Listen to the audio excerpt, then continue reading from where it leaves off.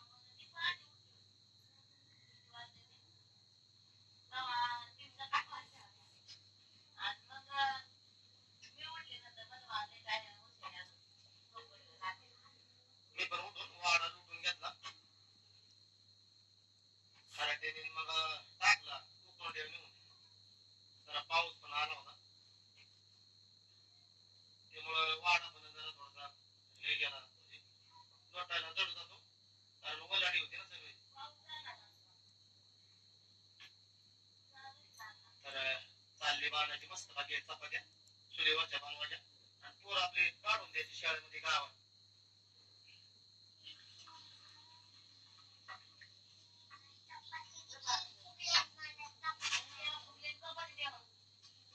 तर आता पोर पण नाश्ता करायला बसले मस्त भाजी.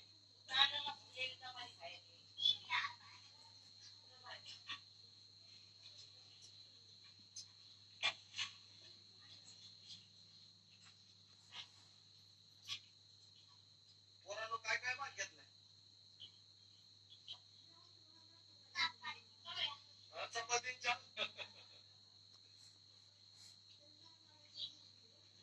म्हणे खायचं पण सकाळच्या भाजी नाश्ता चाललाय चपातीचा.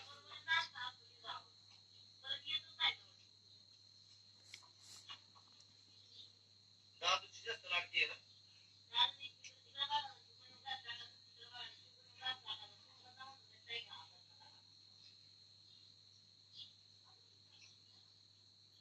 आता पोरांनी मस्त भाजी चपात्याचा नाश्ता केला आणि आता चालले त्याचं दूध गाण्याचं पाय. मम्मी ना मस्त केला ना तुझं आज केलेलं रात्री. हा दादू आज तुझा हॅपी बर्थडे आहे ना.